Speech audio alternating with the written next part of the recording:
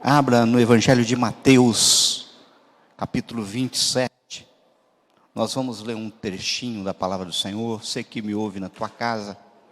Evangelho de Mateus, capítulo 27, nós vamos ler a partir do verso 11. Se você quiser, dá para acompanhar em João 18, 19 também. Todos os evangelhos falam mais ou menos dessa passagem, com pouquinha diferença de característica. Diz assim a palavra do Senhor: Jesus estava em pé ante o governador e esse interrogou, dizendo: És tu o rei dos judeus? Respondeu-lhe Jesus: Tu o dizes. E sendo acusado pelos principais sacerdotes e pelos anciões, nada respondeu. Então lhe perguntou Pilatos: Não ouve quantas acusações te fazem? Jesus não respondeu nenhuma palavra, vindo com isto a admirar-se grandemente o governador. Ora, por ocasião da festa, costumava o governador soltar ao povo um dos presos conforme eles quisessem. Naquela ocasião tinham ele um preso muito conhecido, chamado Barrabás. Estando, pois, o povo reunido, perguntou-lhe Pilatos: A quem quereis que eu vos solte? A Barrabás ou a Jesus chamado Cristo? Porque sabia que por inveja o tinham entregado. E estando ele no tribunal, sua mulher mandou dizer-lhe: Não te envolvas com esse justo, porque hoje, em sonho, muito sofri por seu respeito.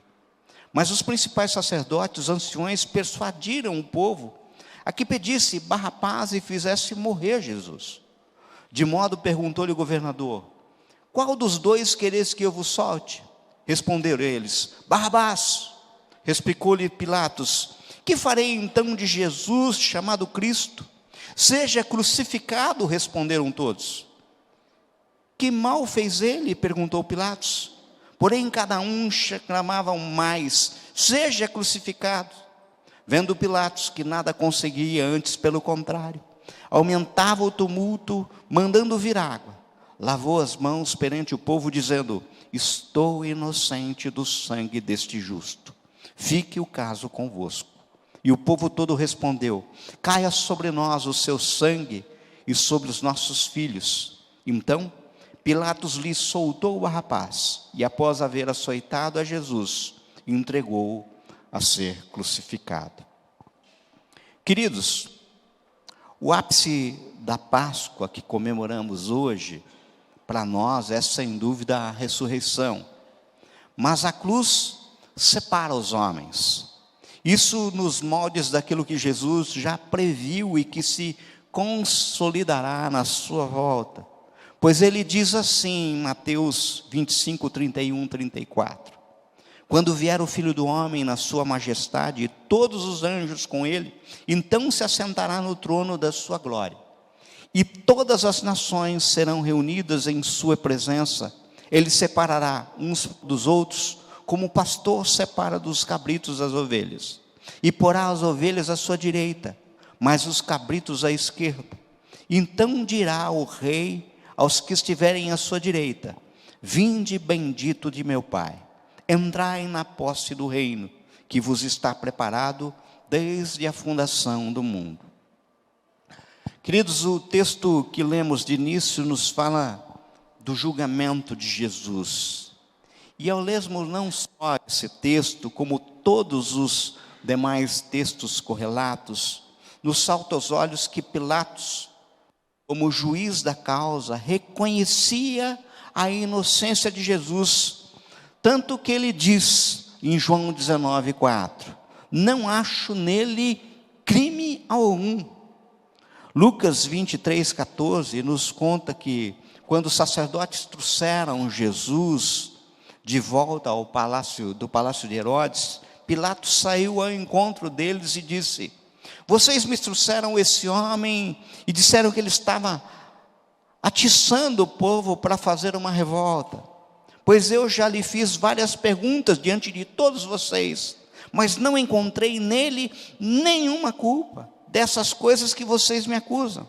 Herodes também não encontrou nada nele, por isso me mandou de volta para vós. Assim, é claro que esse homem não fez nada que merecesse pena de morte, eu vou mandar que ele seja chicoteado e depois o soltarei. Queridos, notem que Pilatos naquele momento declarou: esse homem é inocente. Herodes o julgou inocente e eu o julguei inocente. Eu vou, portanto, castigá-lo e soltá-lo. Vejam, amados, eu não quero abordar nenhuma questão jurídica envolvendo o julgamento de Jesus. Não. Na realidade, eu quero nessa noite tirar para mim, para você, para nós, lições do comportamento de Pôncio Pilatos para a nossa vida, para os nossos dias. Mas o que podemos aprender com quem não tem nada para ensinar? Me recordo, lembro muito bem de um sermão do pastor Valmir Machado Ribeiro, onde ele propunha aprendermos com Judas Iscariotes.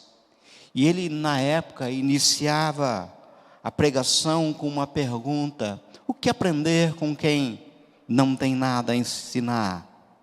E faz uma pergunta direta: você colocaria em seu filho o nome de Judas, sinônimo de traição? Judas Iscariotes Nogueira, colocaria, Clóvis? Judas Iscariotes Hernandes, colocaria, Eliseu? Judas Iscariote Scavinato, colocaria, Alfredo? Do mesmo modo, você colocaria em seu filho o nome de Pôncio Pilatos? Pôncio Pilatos de Oliveira? Pôncio Pilatos Cantac, colocaria, Ricardo? Dias, colocaria, Alfredo? Sinônimo de covardia. Vejam, queridos, os dados bíblicos e a história nos revela que o julgamento de fato foi uma farsa. Pilatos estava lá como governador da Judéia e tinha toda a autoridade que o Império Romano lhe delegara como tal, mas não julgou nada. Apenas transferiu a responsabilidade que lhe cabia como juiz sobre os judeus e os deixou decidir o que seria feito de Jesus. Pilatos não foi justo, Pilatos não foi moral, Pilatos não foi ético, Pilatos na realidade foi um covarde. Note que o que faz especial esse julgamento, como nos aponta Hernandes Dias Lopes, Luciano Subirá, tantos outros autores, não é o fato dele ter ou não ocorrido como deveria, e nem tampouco a justiça ou não do veredito final, mas a grandeza do acusado. E mais, o paralelo que há entre a decisão de Pilatos do que fazer de Jesus, chamado Cristo, e a decisão que cada um de nós tem que tomar hoje, em relação a esse mesmo Jesus. Quando nos transportamos para o que realmente era a situação, creio que ninguém gostaria de trocar de lugar com Pilatos, exceto talvez iríamos querer defender Jesus pela luz do conhecimento que hoje possuímos. Será? Será mesmo? O que as Escrituras ensinam é que cada um de nós, de fato, terá de enfrentar o papel exercido por Pilatos. Não num tribunal romano, mas onde vivemos. Não diante dos judeus, mas dos nossos familiares, dos nossos amigos.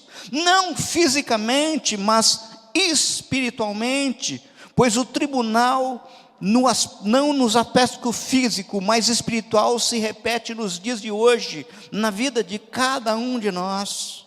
Se não, vejamos pelo que nos aponta a palavra de Deus. Se você for rápido em endereço, dá para você abrir a Bíblia em Hebreus, capítulo 6, verso 4 e 6, eu vou ler na nova tradução de linguagem de hoje, para ficar bem claro, acompanhem comigo. Como é que as pessoas que abandonaram a fé podem se arrepender de novo? Elas já estavam na luz de Deus, já haviam experimentado o dom dos céus e recebido a sua parte do Espírito Santo. Já haviam conhecido por experiência que a palavra de Deus é boa. E tinham experimentado os poderes do mundo que há de vir. Mas depois abandonaram a fé. É impossível levar essas pessoas a se arrependerem de novo, pois estão crucificando outra vez o Filho de Deus e zombando publicamente dele. Observe essa frase: pois estão crucificando outra vez o Filho de Deus e zombando publicamente dele. Eu não quero fazer nenhuma análise teológica do texto, apenas mostrar que é possível repetir hoje a crucificação de Cristo.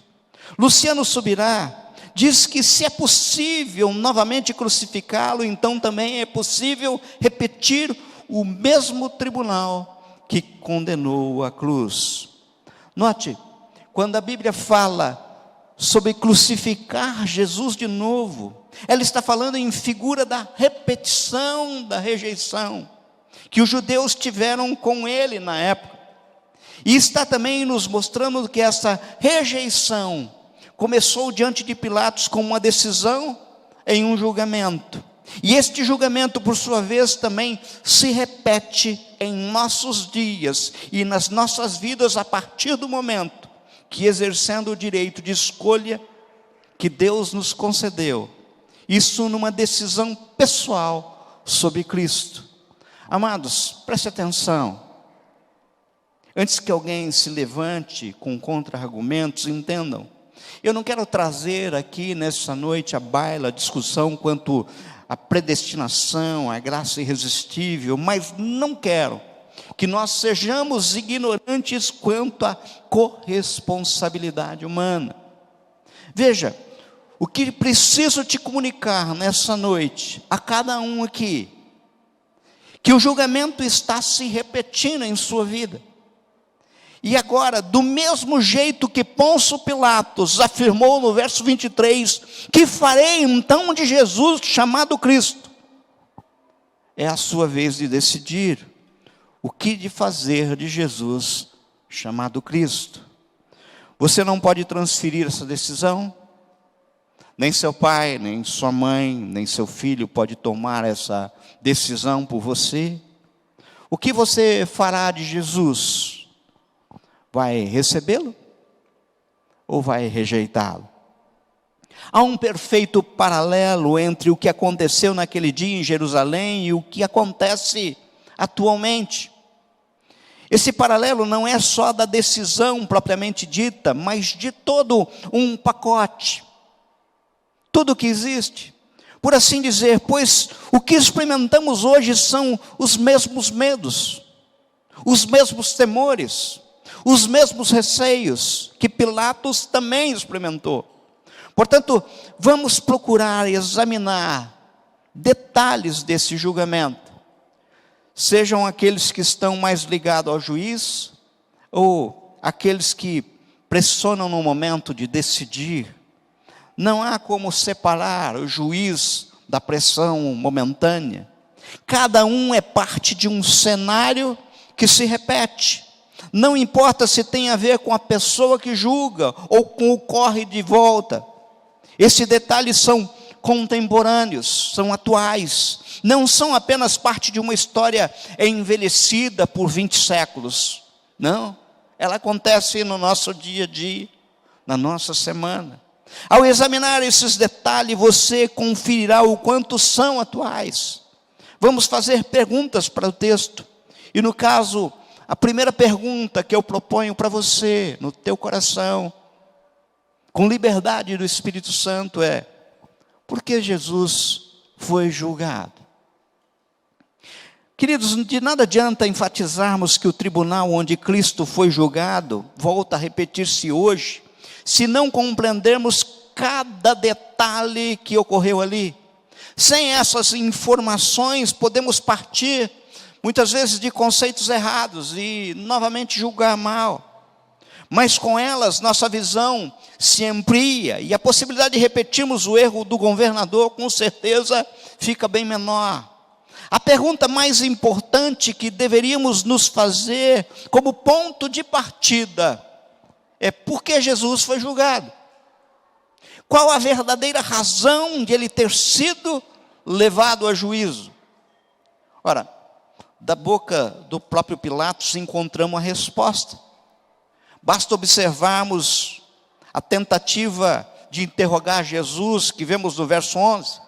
Está escrito assim: Jesus estava em pé ante o governador e este o interrogou dizendo: és tu o rei dos judeus? Respondeu-lhe Jesus: tu o dizes. A acusação contra Jesus era de que ele era rei dos judeus. E também se repete claramente quando vemos o relato da crucificação. Veja, no Evangelho de João, resta registrado que Pilatos fez questão de deixar claro qual era o motivo da acusação que tinha determinado a morte, a execução contra Cristo. João 19 e 22, nós lemos assim: Pilatos escreveu também um título e o colocou em acima da cruz. O que estava escrito era: Jesus Nazareno, o rei dos judeus. Muitos judeus leram esse título porque o lugar em que Jesus fora crucificado era perto da cidade. E estava escrito em hebraico, em latim, em grego. Os principais sacerdotes diziam a Pilatos: não escrevas rei dos judeus, e sim que ele disse: sou o rei dos judeus. Respondeu Pilatos: o que escrevi, escrevi. Fica claro então que todo o julgamento de Jesus tinha a ver com o fato de ele ser ou não rei. Observe que ao ser indagado por Pilatos se ele era ou não rei, no Evangelho de João, Jesus lhe faz uma pergunta direta. Você me pergunta isso por ser sua opinião ou somente por causa do que lhe disseram? Isso está em João 18:34. Queridos, preste atenção. Esse detalhe é muito importante para nós, pois deve nos fazer lembrar nossa decisão pessoal sobre o que fazer de Jesus, chamado Cristo, deve ser com base na nossa própria opinião e não dos outros, o que dizem. Qual a sua opinião hoje? Ele é ou não rei? Vejam, o Senhor Jesus deixou claro em seu diálogo com Pilatos que nascera e viera ao mundo para estabelecer um reinado. Esta era a sua missão celestial, estabelecer o reino de Deus. E ele também revela a amplitude do seu reinado quando diz: meu reino não é desse mundo. Está lá em João 18:36.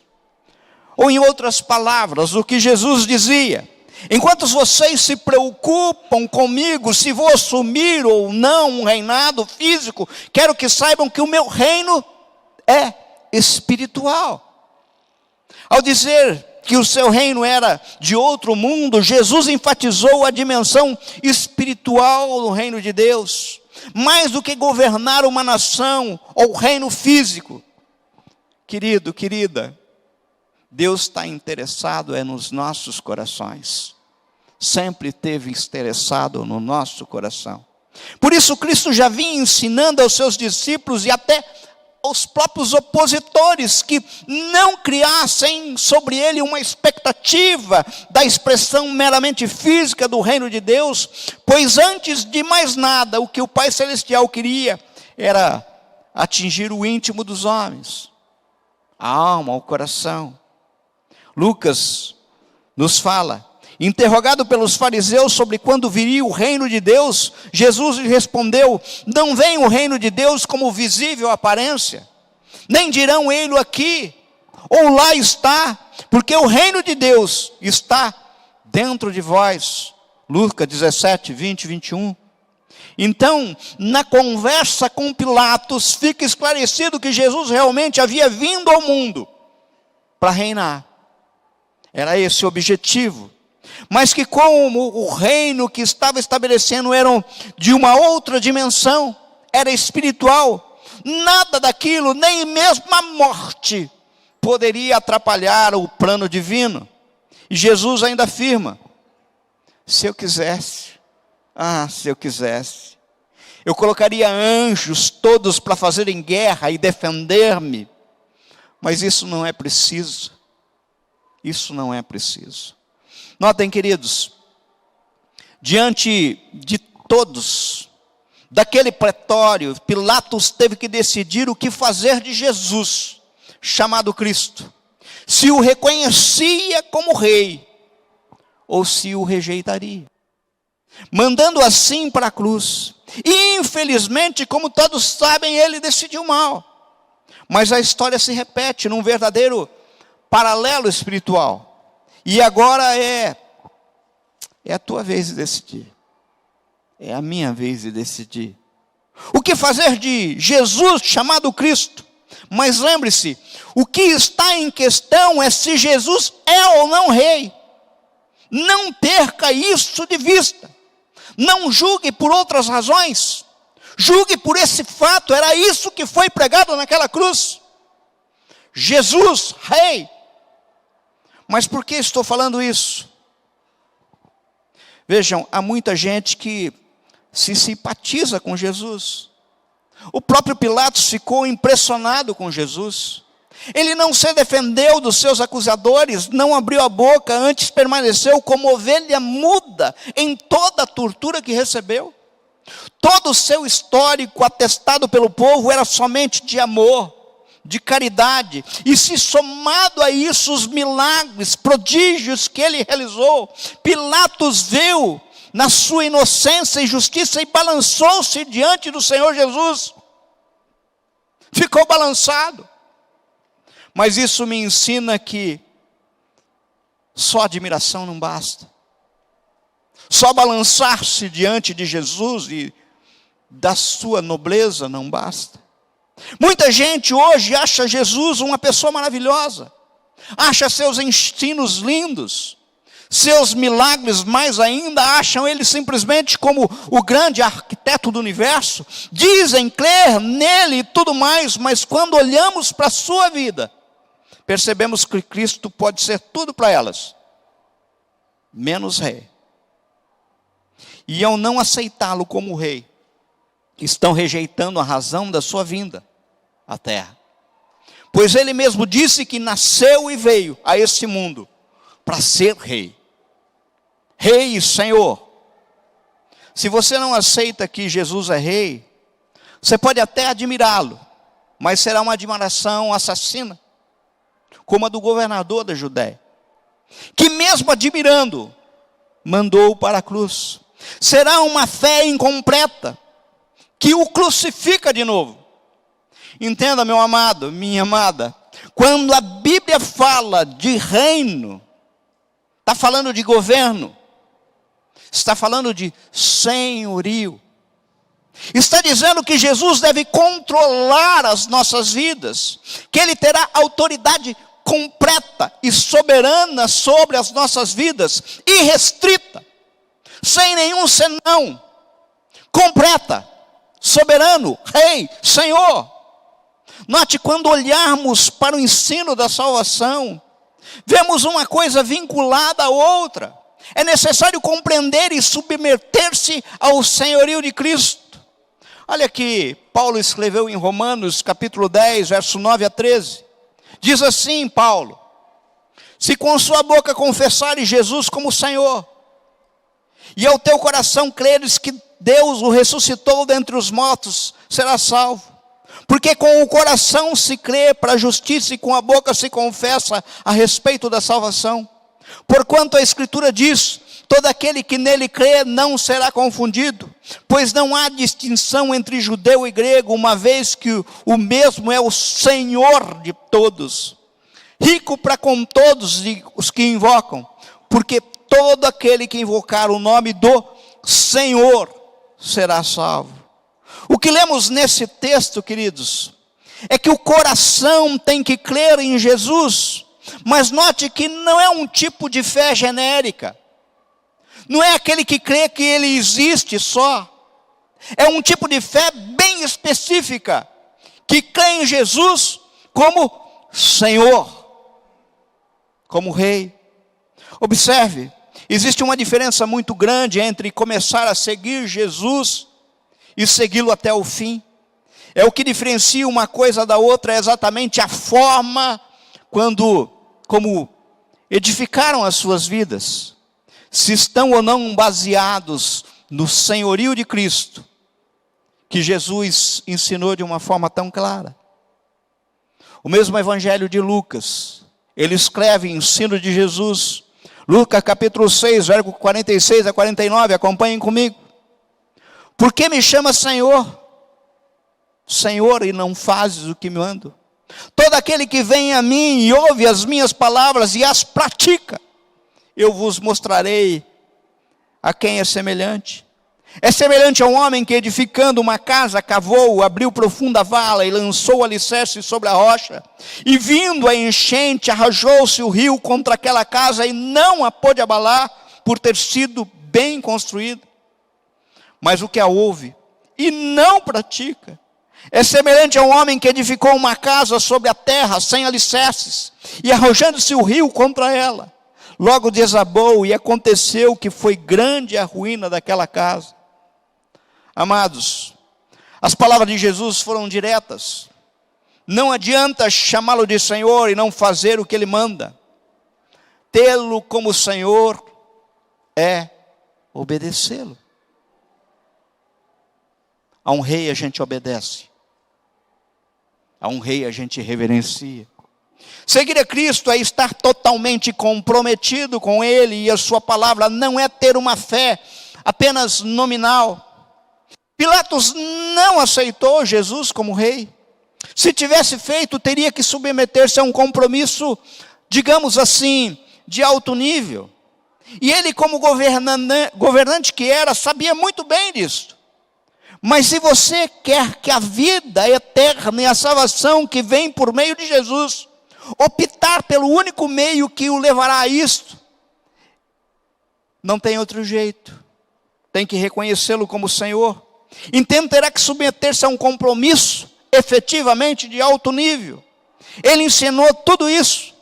Lucas 14, 25, 26 diz assim: grandes multidões o acompanharam, e ele, voltando-se, lhe disse: se alguém vem a mim, preste atenção, isso é muito sério. Se alguém vem a mim e não aborrece o seu pai, e mãe, e mulher, e filhos, e irmãos, e irmãs, e ainda a sua própria vida, não pode ser meu discípulo. E qualquer que não tornar a sua cruz e vier após mim, não pode ser meu discípulo. Entendam, Deus exige que o coloquem em primeiro lugar. Querido, se Cristo não for o primeiro lugar na tua vida, não ofereça o segundo. Ele rejeita. É primeiro lugar. Antes mesmo dos relacionamentos de maior vínculo, como é o caso dos nossos familiares, Jesus não disse haver possibilidade de dois tipos de discípulo, um comprometido e outro não. De jeito nenhum. Ele afirmou taxativamente que ou uma pessoa assume o alto nível de compromisso, renunciando até a si mesmo, ou não pode ser discípulo. Esta é uma declaração forte. Não pode ser discípulo. Ou a pessoa veste a camisa e submete-se ao mesmo senhorio de Cristo, ou não será aceita. E não é uma questão de ser ou não aceita por um grupo, ser ou não aceita por uma igreja. Não trata-se de aceitação humana, mas divina.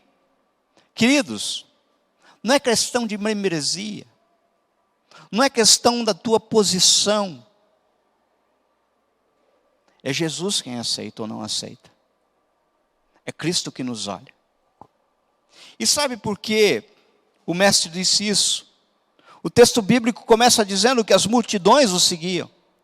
E Jesus sabia que eles não estavam entendendo o que era segui-lo. Enquanto ele estava operando milagres, curando os enfermos, libertando os oprimidos, o povo estava lá. Mas, meu amado, minha amada, o evangelho não é só isso. Não é só bênção. e milagres. Não é apenas provisão das necessidades, mas há um lado da submissão do senhorio de Cristo. O que o Senhor espera de nós é entrega total, alto nível de compromisso. É colocá-lo acima de nós mesmos. É colocá-lo acima dos nossos familiares. Ele tem que ser mais importante para mim do que meus filhos, do que minha esposa. O senhorio de Cristo tem que ser indiscutível na minha vida. A cruz era um símbolo de morte naqueles dias, pois era onde o Império Romano executava os condenados. Tomar a cruz, nas palavras de Jesus, significa decidir morrer. Significa voluntariamente entregar-se à morte. É claro que não estava falando de morte física, mas estava falando de morrer para si mesmo, sabe? Para os sonhos, para os desejos, para as vontades pessoais, se necessário for. A semelhança de Pôncio Pilatos, você tem que decidir. Não se Jesus é ou não inocente, pois o governador sabia que Jesus era inocente. E o sonho da sua mulher havia sido bem claro em alertar que ele era justo. Vocês lembram? Cláudia, mulher de Pilatos, afirma no verso 19, estando ele no tribunal, sua mulher mandou dizer-lhe, não te envolvas com esse justo, porque hoje em sonho muito sofri por seu respeito. A maioria das pessoas decide bem a sua repetição no tribunal de Cristo, só até o reconhecimento, muitas vezes, da sua inocência. Queridos, eu já vi muitas e muitas pessoas que ficam com dó do Cristo desfigurado numa cruz. Reconhecem Jesus como justo e inocente. Falam de seu sino como algo lindo. Mas na hora de obedecer e viver a sua palavra e os seus ensinos, não o fazem. Na hora de reconhecê-lo como Rei e Senhor, não o fazem. E ele só foi morto, porque não aceitaram a divindade e o reinado dele. Ele é Rei e Senhor. Queridos, então não interessa se acham inocente, justo, se não reconhece como Senhor a ponto de prestar obediência, submissão. Quando não fazem isso, estão condenando a cruz, como Pilatos fez. Estão crucificando de novo, expondo a vergonha novamente. Agora o texto não para aí. Essa é uma primeira pergunta. O texto nos sugere uma segunda pergunta. A segunda pergunta é, Pilatos conhecia a verdade espiritual sobre Jesus? Veja, conhecer ou não uma verdade espiritual pesa muito na decisão. Não só pelo fato que o conhecimento nos favorece para escolher bem, mas também pelo fato de que cada um de nós será julgado na direta proporção do conhecimento que possui, que tem.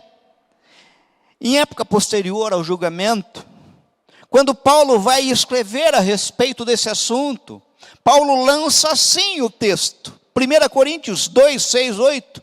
Aos Coríntios ele escreve, entretanto, expomos sabedoria entre os experimentados, não porém a sabedoria desse século, nem o dos poderosos desta época, se reduzem a nada, mas falamos a sabedoria de Deus em mistério, outrora oculta, a qual Deus preordenou desde a eternidade para a nossa glória. Sabedoria essa, que nenhum dos poderosos desse século conheceu, porque se a tivessem conhecido, jamais teriam crucificado o Senhor da glória. Que o apóstolo Paulo escreveu aos Coríntios, ele expôs uma diferença muito clara entre o conhecimento natural das coisas e o entendimento espiritual das verdades. E ele está falando assim, olha, se Pilatos soubesse a verdade espiritual, ele jamais teria crucificado a Cristo. A afirmação bíblica é, portanto, de que se Pilatos tivesse revelação espiritual, a exemplo da sua mulher Cláudia, de quem era Jesus, jamais teria mandado Jesus para a cruz. Assim fica claro que Pilatos tivesse conhecido quem era Jesus, não o teria crucificado. Portanto, a minha oração, a nossa oração hoje, é para que, aqui e agora, todos recebam revelação especial, espiritual, da parte de Deus, de quem é Jesus. Então eu te pergunto a você nessa noite, você conhece Jesus? O que você fará de Jesus chamado Cristo? Vai reconhecê-lo como Senhor e Rei e viver uma nova vida e fé de total, absoluta submissão a Ele, experimentando o gozo do reino de Deus? Ou só vai reconhecê-lo como justo, inocente e continuar crucificando? Pois ajuntar-se aos que crucificam Jesus por rejeição, corresponde a crucificá-lo de novo. Quem você vai atender nessa noite é uma pergunta que ecoa por 2000 anos. A sua consciência? A voz do Espírito Santo?